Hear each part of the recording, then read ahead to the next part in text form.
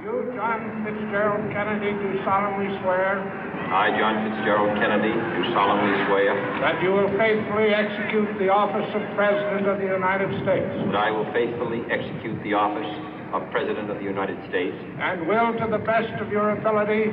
And will, to the best of my ability. Preserve, protect, and defend the Constitution of the United States. Preserve, protect, and defend the Constitution of the United States. So help you God. So help me God.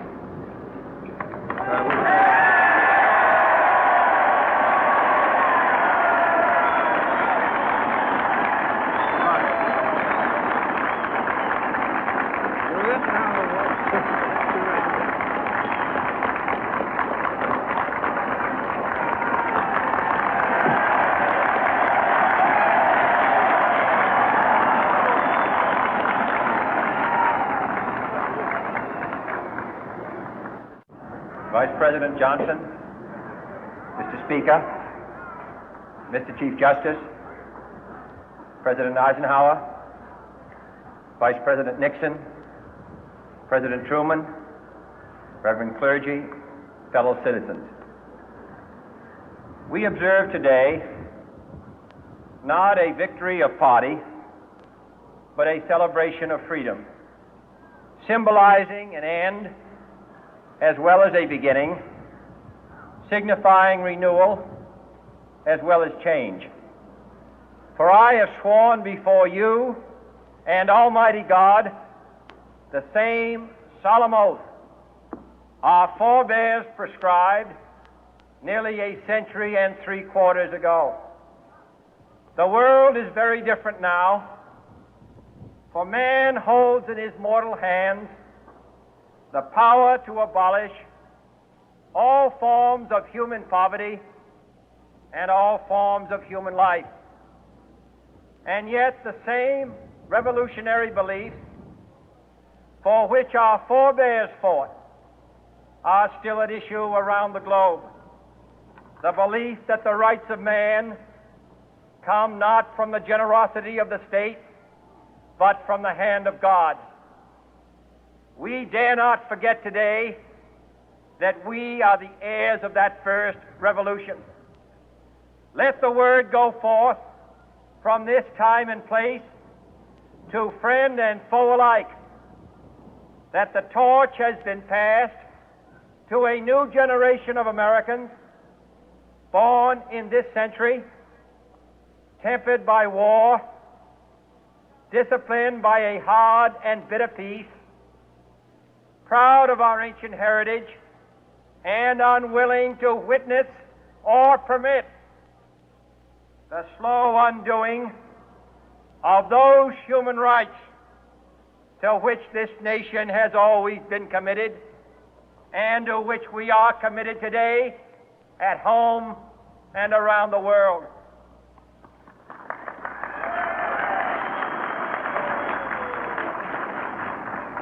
Let every nation know, whether it wishes us well or ill, that we shall pay any price, bear any burden, meet any hardship, support any friend, oppose any foe to assure the survival and the success of liberty.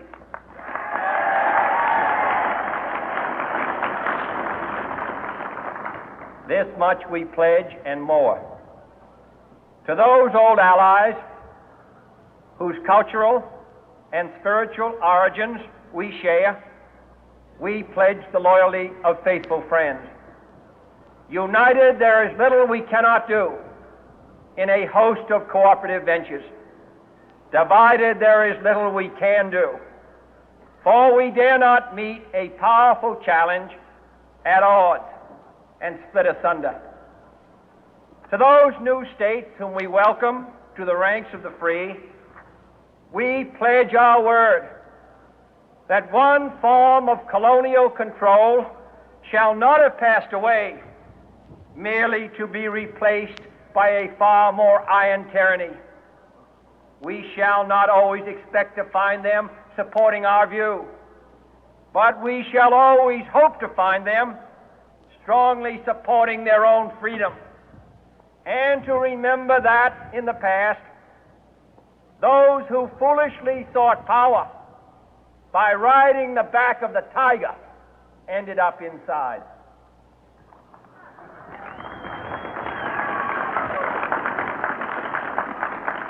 To those people in the huts and villages of half the globe struggling to break the bonds of mass misery, we pledge our best efforts to help them help themselves for whatever period is required, not because the communists may be doing it, not because we seek their votes, but because it is right.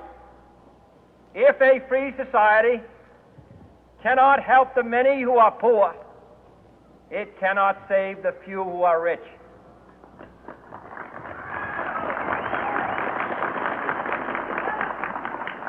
To our sister republics south of our border, we offer a special pledge to convert our good words into good deeds, in a new alliance for progress, to assist free men and free governments in casting off the chains of poverty.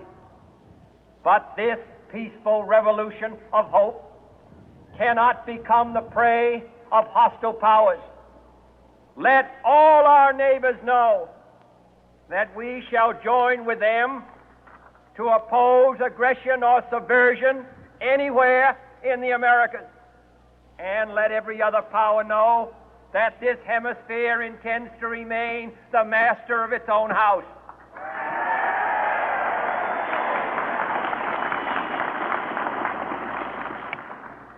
To that World Assembly of Sovereign States, the United Nations, our last best hope, in an age where the instruments of war have far outpaced the instruments of peace, we renew our pledge of support to prevent it from becoming merely a forum for invective